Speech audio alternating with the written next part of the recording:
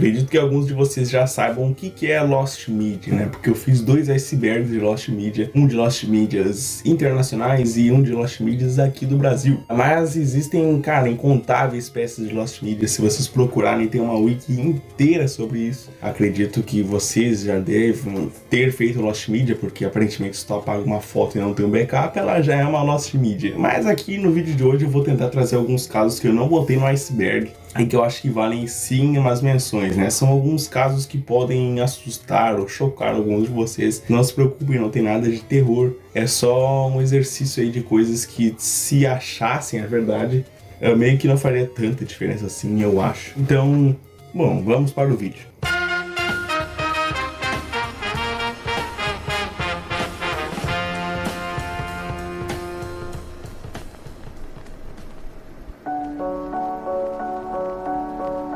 No dia 1º de maio de 1994, durante o Grande Prêmio de Imola de Fórmula 1, ocorreu um terrível acidente do qual os brasileiros jamais se esquecerão. Durante a curva de Tamburello, a Williams de Ayrton Senna colidiu contra um muro e essa batida foi infelizmente fatal. Enquanto Senna ainda estava em seu carro, Angelo Orsi, que era o único cinegrafista que estava ali na curva, bem na hora, ele já pulou o muro e chegou ao local do acidente antes mesmo do resgate. Orsi era, além de fotógrafo, um grande amigo de Ayrton Senna, e ele tirou fotos deles no carro ainda antes do resgate chegar. Além de tirar fotos também depois que o seu capacete foi retirado ainda na pista. As fotos eram naturalmente chocantes, né, devido à gravidade do acidente, e eram extremamente gráficas, considerando que Senna perdeu quase 5 litros de sangue após a batida, fazendo a pista ficar encharcada. Após Senna ter sido declarado morto,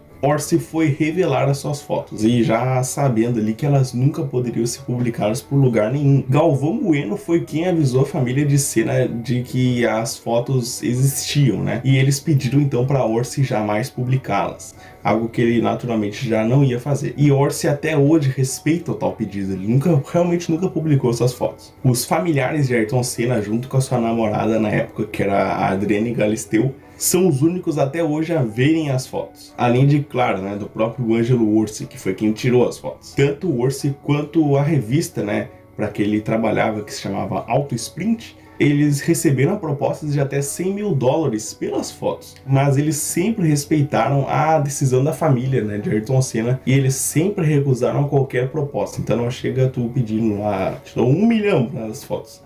Eles não vão publicar, nem te dar nada. Uma das fotos que já mostrava a Senna sem capacete, ela se sabe que não poderá ser vista nem se tu pagar qualquer dinheiro do mundo, já que ela foi destruída pelo diretor do Auto Sprint na época, a pedido do próprio Orsi, né, que está sem chance nenhuma de visualização nos dias atuais. Eu acho bem justo também, não tem por que estar mantendo essas fotos existentes ainda. Uma outra Lost Media que envolve o acidente de Ayrton Senna, que vale a pena ser citado, é sobre aquela câmera de bordo que tem nos carros. Acredito que vocês já devem ter visto em algum lugar. Se vocês verem documentários sobre o caso, vão ver que chega até 1 segundo antes da batida, aquela câmera ela tá gravando, só que o momento da batida não existe, tá? Por algum motivo cortaram, e eu imagino que nunca vão publicar isso em lugar nenhum. Em 20 de abril de 2009, às 10 horas da noite, era lançado na App Store um joguinho aparentemente inofensivo chamado Baby Shaker. Por apenas 99 centavos, tu poderia ter a chance de agitar teu iPhone feito um maluco, até que o bebê que aparecia ali na tua tela, ele falecesse, cara. Olha que ideia genial. No dia seguinte da publicação do jogo, um site chamado Craps, ele descobriu o jogo e o denunciou em um artigo, né, que chegou até as entidades protetoras das crianças. A fundadora aí de uma dessas entidades foi uma das principais responsáveis pelo alarde do polêmico jogo, né, que chegou então finalmente até os ouvidos da Apple. O jogo foi finalmente removido da App Store após 2 dias de seu lançamento. Eles até tentaram lançar o jogo de novo, mas sem sucesso. Ninguém queria jogar isso. Ironicamente ou não, o jogo foi lançado na semana de conscientização sobre a Shaky Baby Syndrome, que é uma síndrome real, e no mês de prevenção do abuso infantil, cara. Olha que insensibilidade dos caras, né? Um desenvolvedor do jogo disse que o jogo realmente ele era uma má ideia, mas ele tentou se justificar usando o GTA como exemplo. Tipo, tem jogo que nem GTA e meu joguinho não pode existir. Não pode, caralho! Ao menos que alguém ainda tenha o jogo instalado em algum iPhone antigo, o mesmo estará perdido para sempre.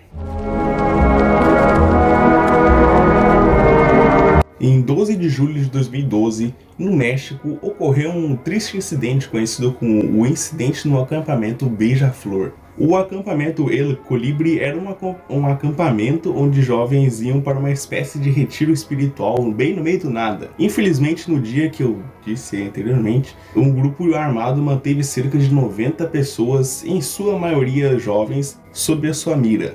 7 adolescentes foram torturadas, violadas e roubadas. Os autores do ataque foram logo capturados e posteriormente processados pela lei. Nessa mesma época, na Televisa, ia ao ar um programa chamado La Rosa de Guadalupe. Esse programa ele encenava alguns casos reais que aconteceram no país. No dia 10 de agosto foi ao ar as chamadas para um episódio do programa chamado Adiós Inocência, que iria retratar de uma maneira dramática o acontecido no El Colibri. Segundo as sinopses, o episódio iria praticamente recriar o filme Doce Vingança, para quem sabe aí, quem já viu o filme se ligou na referência. Com a história de uma das garotas se vingando de seus violadores, algo que não aconteceu na vida real. Ao verem as chamadas, os pais ficaram extremamente ofendidos e com razão, e uma onda de protestos das famílias, eles ordenaram que o episódio fosse nunca exibido. Porém, algumas pessoas contam que lá em meados de 2014, 2 anos após o incidente, o episódio Adiós Inocência ele foi ao ar no La Rosa de Guadalupe, mas não há nenhuma confirmação que isso realmente aconteceu. Acredito que todos vocês aqui já devem ter visto esse rosto horrível em algum momento de suas vidas, enquanto navegavam nas interwebs. Junto com a sua história terrivelmente mal feita, essa imagem horrível acompanhava as histórias aí do terrível Jefferson, o assassino, sempre sendo taxado aí com uma imagem real dele. Obviamente, qualquer pessoa que tem o mínimo de massa encefálica funcionando sabe que essa imagem é a edição de alguma outra coisa. Provavelmente de um rosto, mas o rosto de quem que está editado aí? Não faço ideia. Durante muito tempo aí foi dado como verdade que essa foto ela surgiu lá no 4chan como uma edição de uma foto de uma garota chamada Kate Robinson. Kate teria subido a foto sem querer no fórum, e algumas outras versões contam que ela subiu a foto perguntando se ela era bonita. Mas os trolls, né, mano, do 4chan é foda. Eles faziam edições cada vez mais terríveis, né, chegando até finalmente essa imagem. A lenda ainda continua dizendo que Kate era, na verdade, autista, e que após esses ataques ela teria, infelizmente, tirado sua própria vida. A verdade é que Kate Robinson, nessa história, ela nunca existiu, e que a sua foto original era, na verdade, de uma mulher chamada Heather, e foi pega num site chamado truechristian.com. A primeira aparição da lenda de Jeff foi lá em 2008, em um vídeo do canal Killer Jeff, onde a imagem ela aparece no fim do vídeo.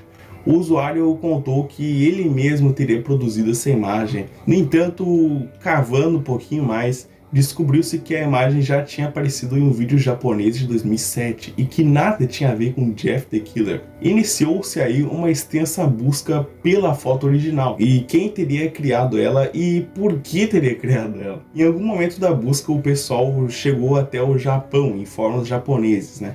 Porque se descobriu que ela já era utilizada em fóruns do Japão no início dos anos 2000. O usuário conta que a imagem foi editada sobre uma captura de um vídeo de uma senhora de meia idade que estava com a cara tão maquiada que tornava ela engraçada. Esse vídeo era bastante viral naquela época e alguém então fez a edição pondo um rosto de um boneco cabeça de batata. E depois alguém fez ela e editou mais ainda até do jeito que a gente conhece hoje. O problema é que não apenas esse vídeo nunca foi encontrado, assim como a sua existência não é confirmada. A gente não sabe se estou falando a verdade, então pode ser que isso também seja mentira. Em suma, nós não sabemos qual a origem de uma das fotos mais famosas da internet.